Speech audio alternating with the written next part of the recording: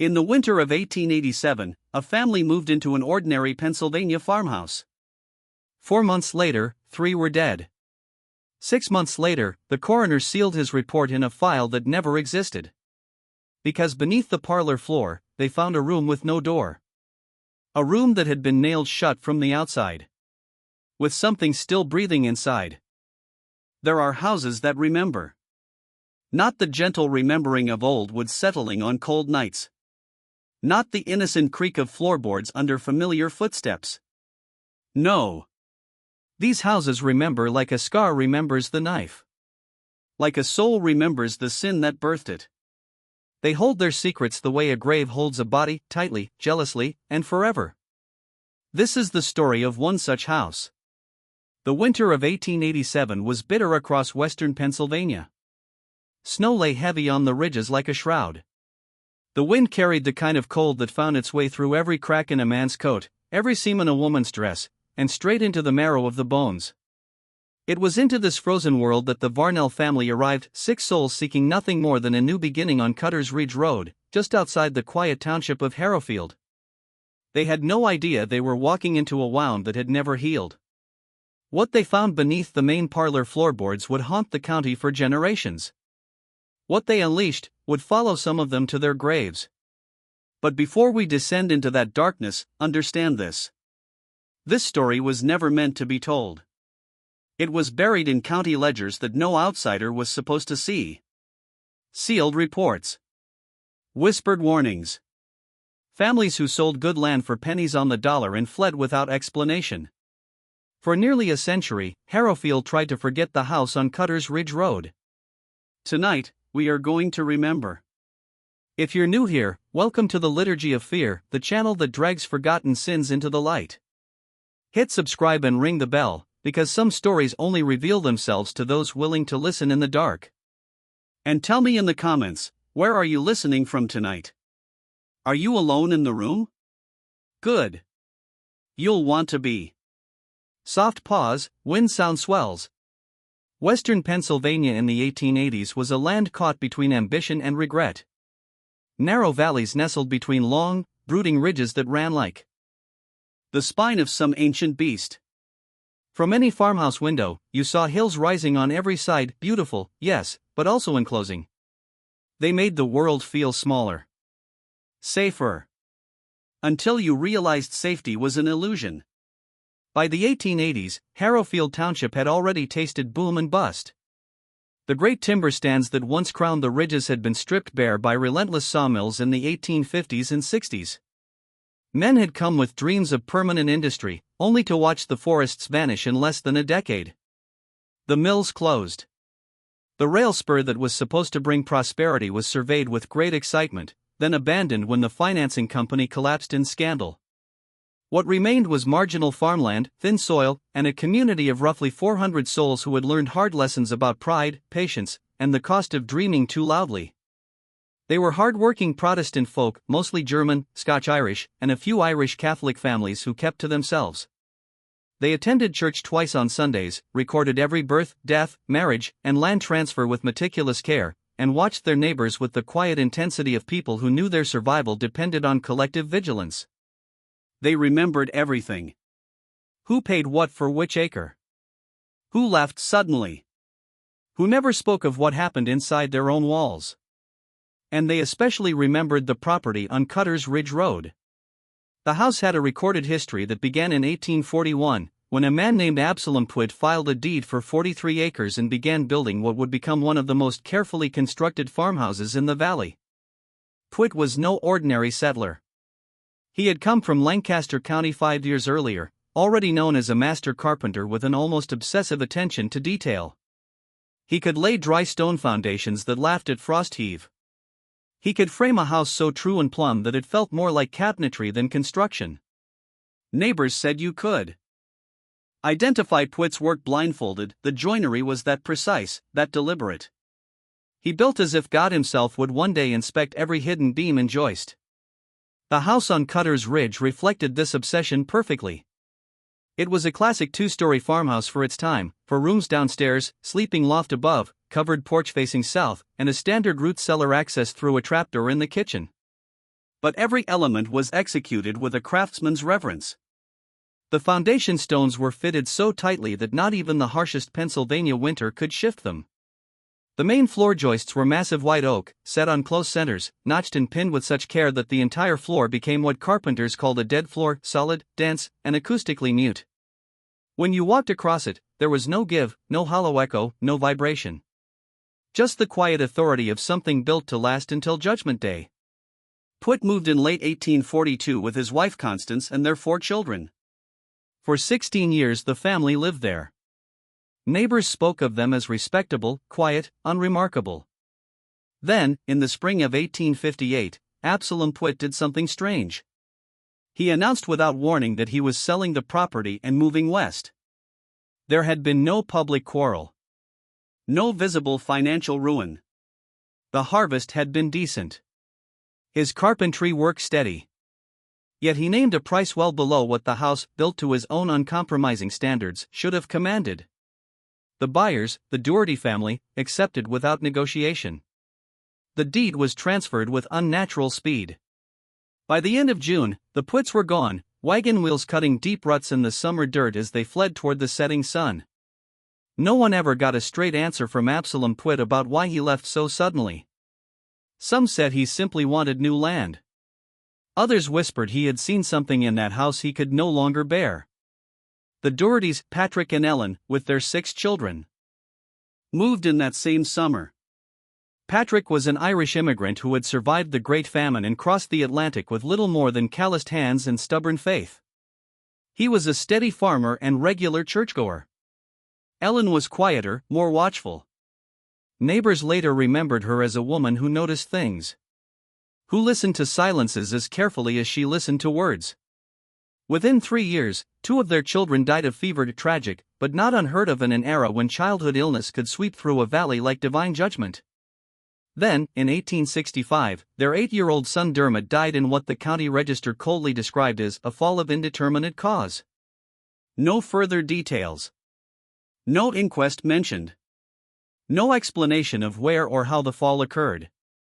In rural Pennsylvania in 1865, accidental deaths were usually described with painful specificity: fell from the barn loft, drowned in the creek, crushed by a rolling log. Indeterminate cause was the language of shame or fear.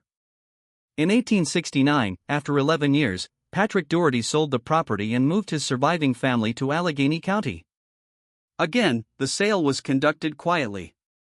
No public discussion. No neighbors invited to bid. The buyer was a Pittsburgh speculator named Clarence Fitch who never once set foot on the land. A close friend of Ellen Doherty, Harriet Cleves, later confided to her daughter a chilling detail. On the day the Dohertys finally left, Ellen wept bitterly. Not tears of sorrow for leaving a beloved home. These were tears of deliverance. Harriet said Ellen had lived in that house like a woman sharing a room with something she dared not name. Something she had learned to avoid looking at directly. Something that made the very air feel wrong. Harriet herself had only visited the Doherty house twice in those 11 years. Both times she sat in the eastern parlor and felt an inexplicable discomfort. Not from anything visible. The room was clean, well furnished, ordinary in every measurable way. But the air. She described it years later as used, breathed too many times by people under conditions of extreme duress. Pressed and shaped by fear, by guilt, by prayers spoken through clenched teeth. Harriet was no superstitious woman. She found her own words embarrassing. Yet she trusted her body's warnings more than polite explanations. She never returned to that parlor. The house sat vacant from 1869 until 1880. Clarence Fitch paid the taxes from afar but showed no interest in farming or renting the property. In 1880 he sold it, once again below assessed value, to a local farmer named George Utterbach. Utterbach used the land for grazing cattle but refused to live in the house. When neighbors asked why a perfectly sound, well-built farmhouse stood empty on his own property, he gave shifting excuses. Needs too much work. Wrong location for my other fields. Too cold, even in summer. George Utterbach was known as a practical, no-nonsense man. His reluctance to inhabit a structurally excellent house on his own land puzzled everyone who knew him. There was one incident during his ownership that he only ever described once to his brother-in-law and then never spoke of again. Music darkens, tension builds. One autumn evening in 1882, Utterbach had gone to the house to retrieve some tools he'd left in the barn. Dusk was falling fast. As he passed the main parlor window, he noticed something that stopped him cold. The floorboards in the center of the room appeared to be breathing. Not metaphorically. He swore the wood itself seemed to rise and fall slowly, almost imperceptibly, as if something large beneath it was drawing breath. He stood there in the gathering dark, heart hammering, watching the floor move like the chest of a sleeping beast. Then he heard it. A soft, wet sound. Like a sigh, but heavier. Like the exhalation of something that had been holding its breath for decades. Utterbach did not enter the house that night. He walked away backward, never taking his eyes off the window, then turned and ran to his horse. He sold the property 3 years later to the Varnell family in the winter of 1887. And that is where our story truly begins. The Varnells thought they were buying a bargain. They had no idea they were purchasing a sealed tomb that still had a living occupant. Long, chilling pause. When they finally lifted those parlor floorboards, they did not find a cellar. They did not find storage. They found a room that had no right to exist. A room with no door. No windows. No ventilation. A room that had been nailed shut from above with obsessive, terrified precision. A room that had been waiting, patiently, silently, for someone foolish enough to open it. And whatever was inside had been waiting a very long time. Some secrets are not hidden by accident. They are sealed with intention. Driven down with heavy nails by men who understood exactly what they were trying to contain. In the fall of 1881, George Utterbach returned to the empty house on Cutter's Ridge Road for a simple task: a broken window latch in the main parlor. It was the kind of small repair a practical man performs not out of love for the property, but because neglect costs money. He entered alone in the early afternoon. Sunlight slanted through the dusty windows, cutting pale blades across the wide plank floors. That was when he noticed it. Several floorboards near the eastern wall had been disturbed. Not rotted. Not warped by moisture.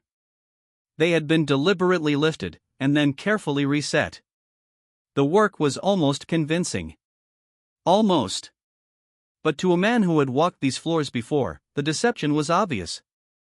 The grain of the wood no longer aligned perfectly. Some boards sat a fraction of an inch proud of their neighbors, a tiny imperfection that screamed violation to anyone who understood craftsmanship. Utterbach's stomach tightened.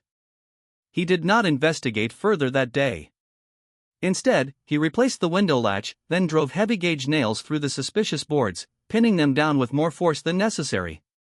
The sharp ring of hammer on iron echoed through the empty house like gunshots. He returned twice more in the following weeks, always in daylight, always alone. Each time the boards remained as he had left them. Later, speaking to his brother-in-law in a voice that was too carefully controlled, Utterbach said, "Someone's been using the house. Using it for something. I don't intend to find out what." 3 years later, in October 1887, he sold the entire property, house, barn, and 43 acres, to Clement Varnell for just $212. In the margin of the county transfer record, the assessor wrote a single word in tight, skeptical script. Curious. Clement Varnell was 41 years old when he brought his family to Cutter's Ridge Road. He was a man shaped by fire and precision. For 12 years he had worked as a foreman in a Pittsburgh glass factory, overseeing crews that shaped molten silica into delicate yet deadly products. The work demanded exactly the qualities Clement possessed in abundance: steady nerves, systematic thinking, and the ability to manage dangerous heat without panic. He understood pressure. He understood what happened when systems were compromised beneath the surface.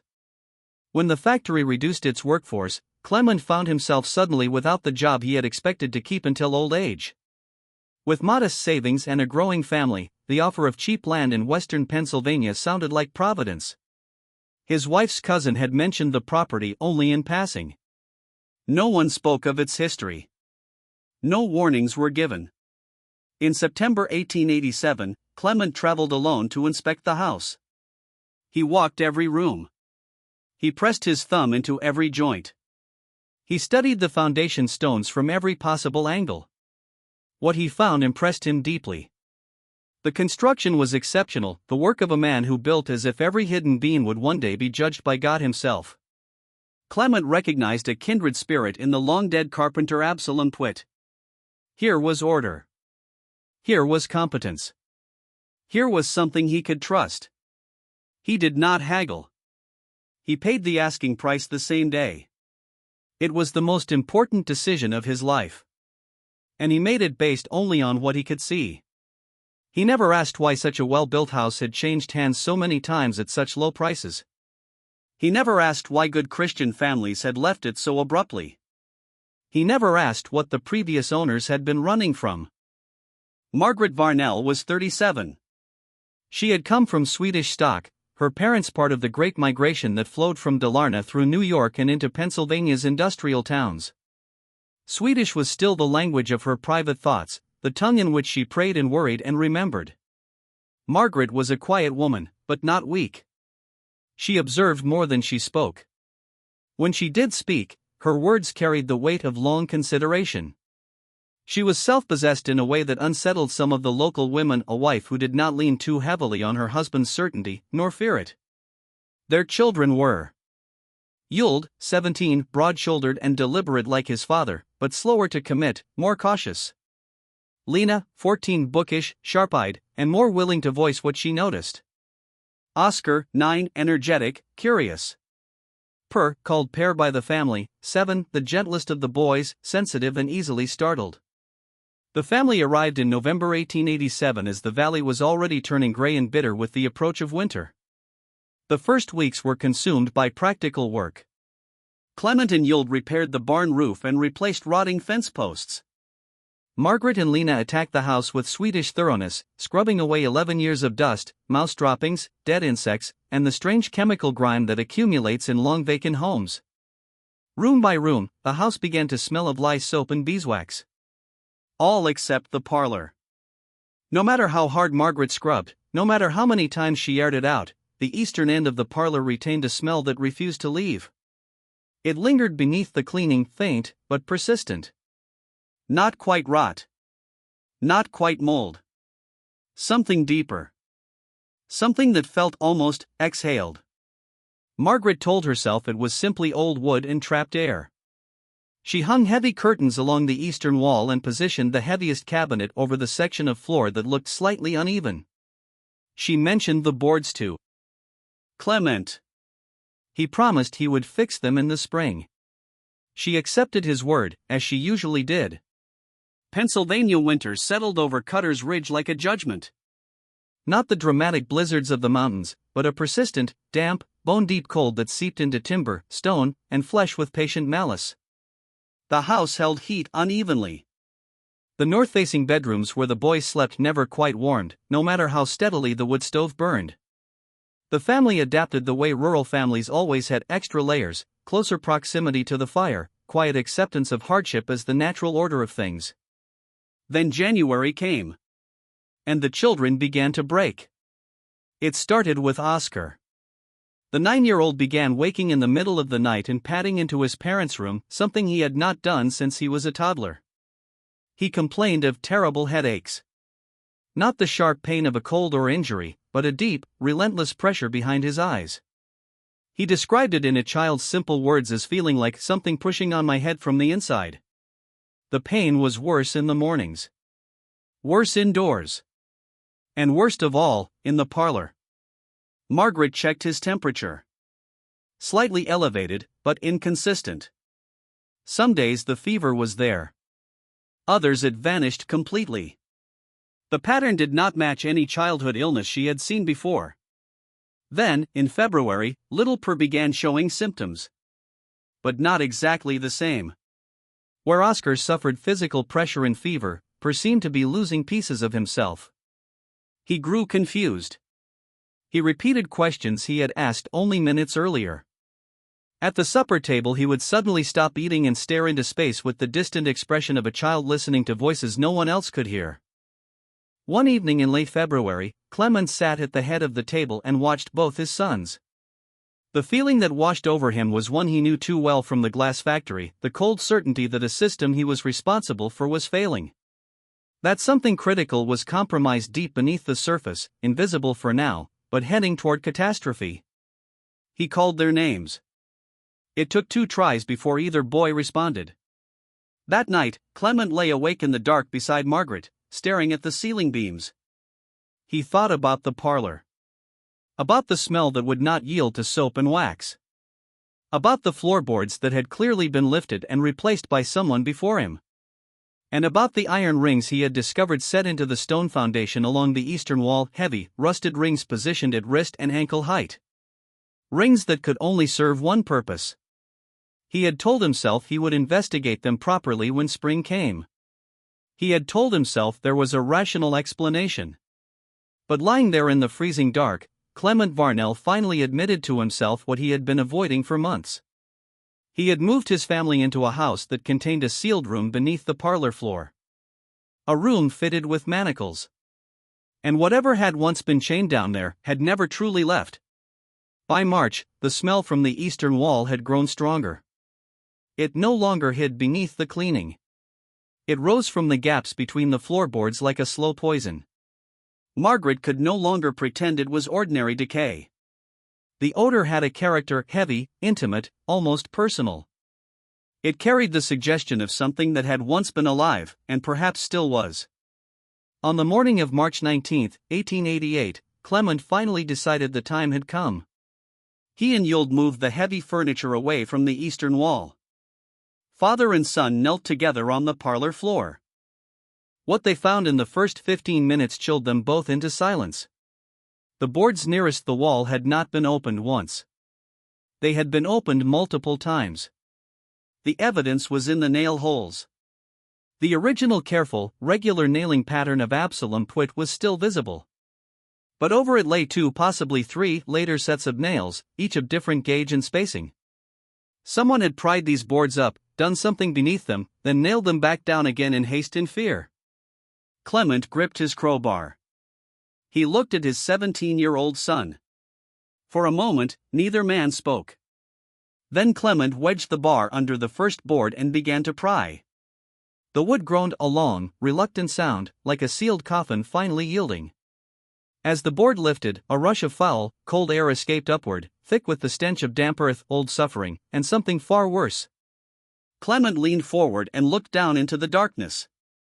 What he saw was not a root cellar. It was not storage. It was a room that should never have existed. A room with no door. No stairs. No natural light. Only 4 stone walls, and the heavy iron rings still bolted into them. And on the floor of that impossible chamber, something had been waiting. When Clement Varnell pried up those parlor floorboards on March 19, 1888, the smell that surged upward was not merely unpleasant. It was intimate. It was the undiluted, concentrated essence of what had been leaking slowly through the gaps for months, a thick, sickly sweet, almost living stench that carried the memory of terror, sweat, desperation, and human waste sealed away for decades. It hit Yuld like a physical blow. The 17-year-old staggered backward, pressing his sleeve hard against his face, eyes watering. Clement did not step back. He stood motionless over the opening, lantern light trembling slightly in his grip, staring down into a space that defied every law of honest construction. This was no root cellar. No crawl space. No forgotten storage pit. It was a room. A deliberate, carefully engineered room measuring roughly 8 feet by 10 or more. The full dimensions disappeared into shadow beyond the reach of the lantern. The floor was packed earth, hard as concrete from years of compression. The walls were the same meticulously dry-laid stone as the house's exterior foundation, the unmistakable hand of Absalom Pwitt. Every stone fitted with the same obsessive precision he used for everything he built. But here, that precision served a darker purpose. The ceiling, the underside of the parlor floor, had been massively reinforced with additional joists running perpendicular to the main framing. The structure was far heavier than any normal floor required.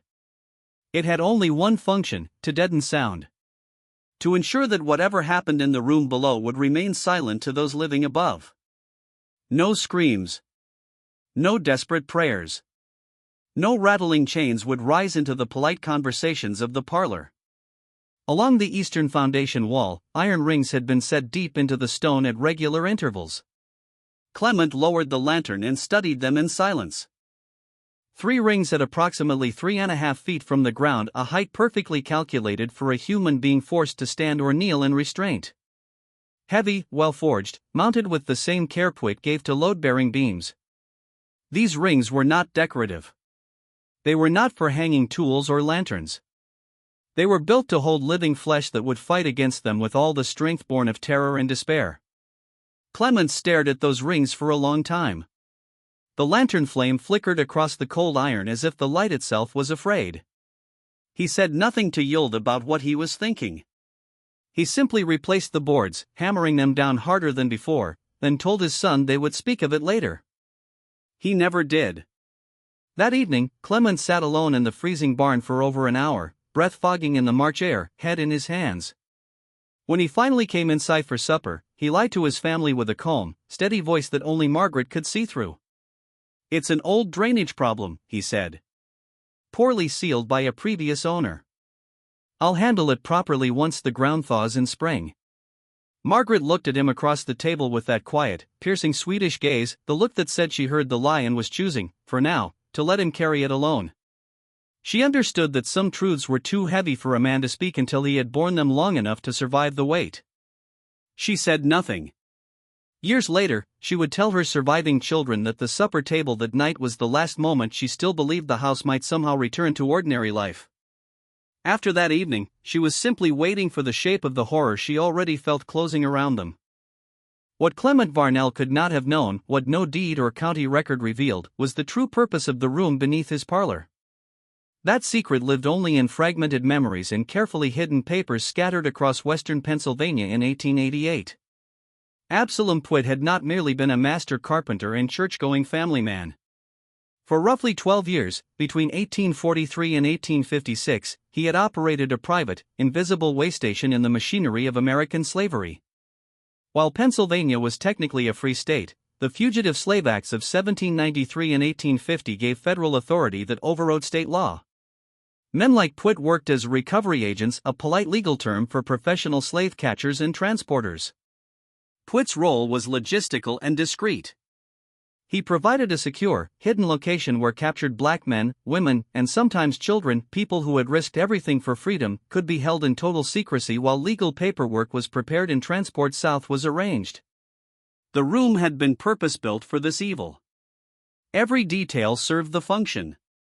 The reinforced, sound-deadening floor so that desperate cries would never disturb Sunday visitors in the parlor above.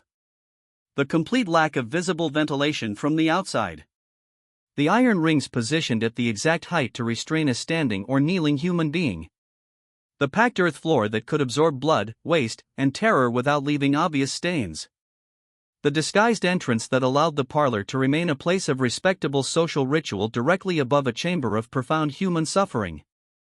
This was not random cruelty. It was calculated. Methodical. Built with the same cold precision Pwitt brought to every beam and joint. Later, when Clement eventually searched the room, he would find fragments of Pwitt's private ledger buried in the southeast corner. Crude records of at least 17 separate transactions. Partial names. Dates. Payments received.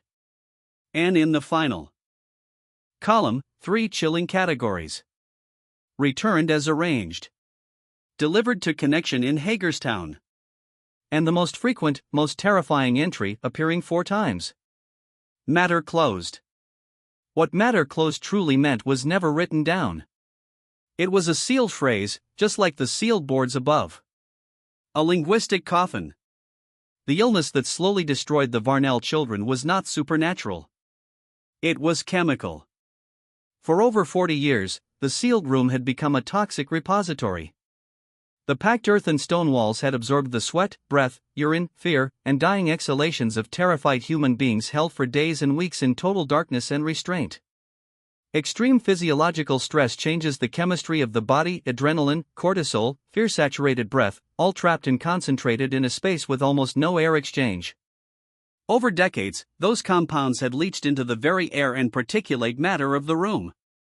Seasonal shifts in temperature and the slight movement of the floorboards had allowed trace amounts to rise, slowly, invisibly, into the parlor above. Oscar's crushing headaches, the pressure behind his eyes, the fever, the convulsions, these were neurological responses to chronic low-level exposure to compounds the medicine of 1888 had no name or test for. Per's confusion, his distant listening to unheard voices, his emotional disconnection, the same slow poisoning, worsened by his smaller body. Dr. Hartwell Broyes visited in early April. He recognized the symptom cluster but had no real explanation. He used the old word miasma, bad air, because germ theory was still young and industrial toxicology barely existed. He advised fresh air, sunlight, and dealing with the smell in the parlor. He never saw what lay beneath the boards. Clement never showed him. On April 29, 1888, 9-year-old Oscar Varnell died. The official cause, brain fever.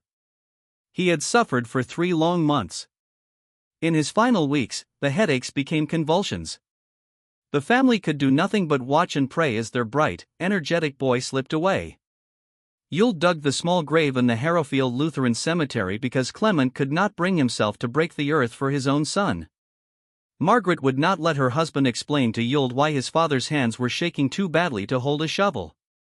2 weeks after Oscar's burial, Per grew critically ill. The progression was faster, more brutal.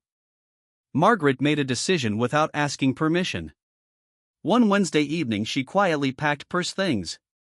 The next morning she loaded the feverish boy into the wagon and drove 12 miles to her sister's house in Kellerton. Clement stood in the kitchen doorway and watched them leave. He did not argue. He understood his wife was doing the only clearly moral thing that had happened in that house since they arrived. Per slowly recovered. The headaches returned for months but eventually faded, though he would carry a strange sensitivity to confined spaces and poor air for the rest of his life, a lingering scar no doctor of his era could explain. Lena remained in the house. She refused to leave without an explanation her father would not give. Through April and into May, the 14-year-old began wasting away in a different way. Dr. Broyes called it nervous exhaustion, but it was deeper, a profound depletion of vital energy.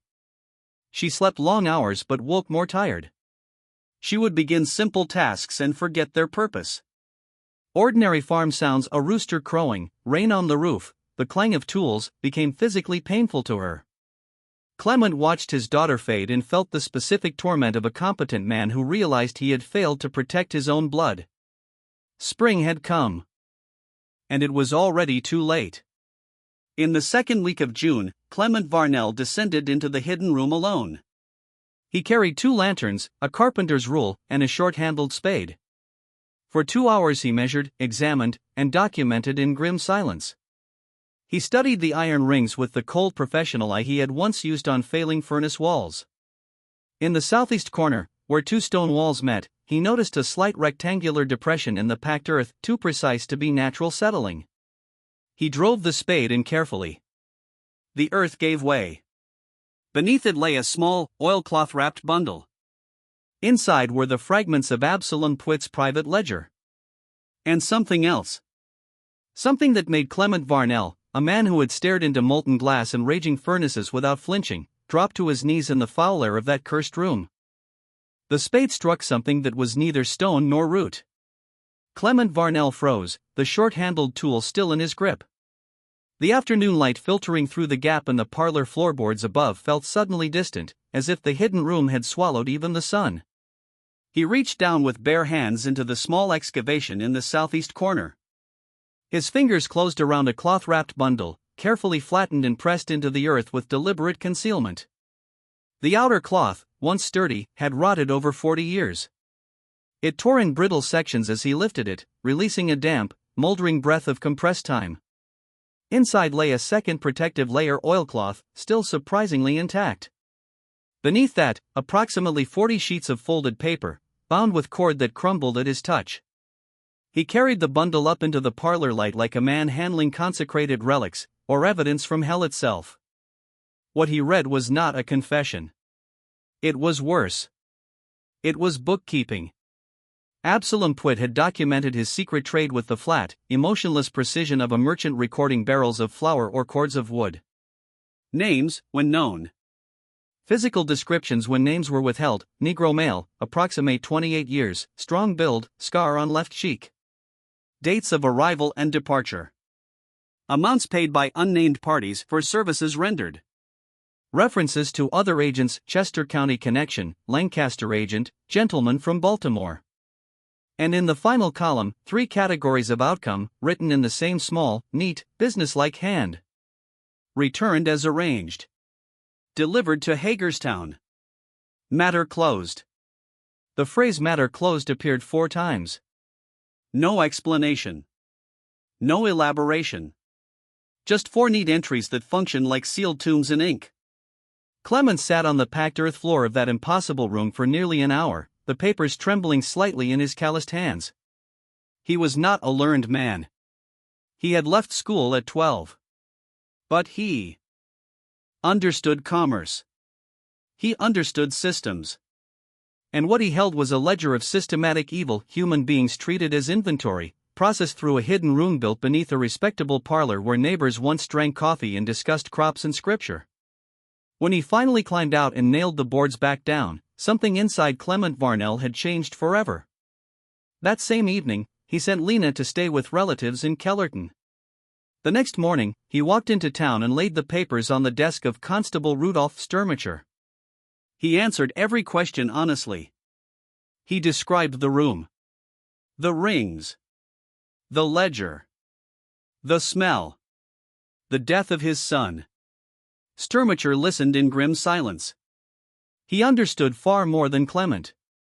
9 years as constable had taught him which names in the ledger pointed toward living families of influence, men whose fathers or uncles had once moved comfortably in the gray spaces between federal law and human conscience.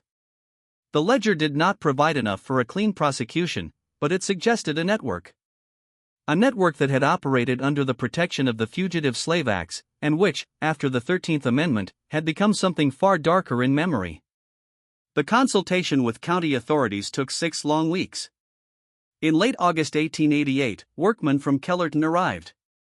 They poured concrete into the hidden room, sealing it permanently beneath the parlor floor. The slab was thick, heavy, and final. The county coroner's report on Oscar Varnell, which included Dr. Broyes's handwritten note expressing deep unease about the house, was quietly refiled in an obscure administrative category. The ledger itself vanished into a file marked with a reference number that led nowhere. In October, Clement received his papers back with a polite cover letter. The county had reviewed the documents and determined they were historical in nature. No current legal proceedings were warranted. The letter ended with 2 words that must have burned like fire in Clement's mind. Matter closed. That same month, Clement sold the property for $180, $32 less than he had paid. He moved what remained of his family to Allegheny County and never spoke publicly of the house on Cutter's Ridge Road again. Margaret Varnell outlived her husband by 11 years. In the final year of her life, at age 69, her body crippled by advancing arthritis, she dictated a series of private letters to her daughter Lena. Not for publication, she insisted. Only for keeping. In those letters, she finally spoke with raw clarity about the house that had taken her son. She described the first day she cleaned the parlor, how no amount of lye soap could remove the smell that clung to the eastern wall like a guilty memory. She wrote of the night she lay awake and suddenly understood that what she smelled was not drainage or old wood, but the accumulated breath of human terror. She described the supper table on the night Clement lied about the drainage problem, and how she had seen in his eyes the exact moment a good man realized he had brought his family to live above a chamber of deliberate cruelty. Most hauntingly, she wrote, "The worst part was not what had been done in that room. The worst part was realizing the house had been passed from family to family for 40 years, each time a little cheaper. Somewhere in this county, men talked to men in places where women were not present, and they all understood why the price was so low. They chose ignorance. My children breathed the air of a room that could have been opened decades earlier, but opening it would have required a conversation no one was willing to have. She set down the pen after writing that the true horror was not that the evil had been inhuman, but that it had been done so carefully by a man who attended church, kept meticulous records, and logged his sins not out of shame, but to prove the accounts were settled. The physical house on Cutter's Ridge Road burned in 1901 when a barn fire spread under dry summer winds. The remaining walls were torn down. The thick concrete slab poured in 1888 was never disturbed. It still lies there today, buried under decades of soil and forgetfulness, the iron rings and the packed earth forever sealed beneath it. In 1927, a county clerk named Wallace Hederman rediscovered the suppressed file while doing routine archiving. He contacted Cornelia Faltz, a 63-year-old historian who had spent 15 years meticulously documenting the history of freedom and its violent suppression in western Pennsylvania. Cornelia recognized immediately what she was looking at. She spent 2 days with Pwitt's ledger, cross-referencing names, dates, and locations against her own extensive archives. With careful, scholarly confidence, she connected the ledger to 4 individuals or institutions, 2 deceased, 1 still alive and respected, and 1 building still standing in a different capacity. She wrote a detailed report. Every journal and newspaper she submitted it to eventually declined publication. Some with vague excuses. Others simply stopped responding. She spent 4 years trying to bring the truth into the light. She died in 1931. Her papers eventually reached a regional historical society, where they were properly catalogued and made available to researchers. A few read them. None managed to generate enough momentum to drag the story fully into public memory. The silence held. In 1939, Per Varnell, then 58 years old, was interviewed by Cornelia Faltz's niece, who was attempting to continue her aunt's work. He spoke quietly, choosing his words with care. He claimed his memories of the house were hazy, the compressed recollections of a 7-year-old. But one thing he remembered with perfect clarity. The smell. He said it did not belong to any ordinary category of domestic odor. Not rot. Not damp earth. Not decay in the usual sense. He had encountered that exact smell only once more in his life, in France in 1918, in circumstances he refused to describe in detail. He said the 2 smells were identical to his memory. It is the smell of people who were afraid for a long time, in a small, dark place. I didn't know that when I was 7. I know it now. He thanked the interviewer politely, returned to his house, and never responded to her letters again. So what really happened to the 4 souls marked matter closed in Absalom Pwitt's ledger? What does it mean that these records survived every attempt to bury them in the earth, in county files, in institutional indifference? And what does it say about human nature that the house was sold again and again at suspiciously low prices, while families were never warned about the air their children would breathe?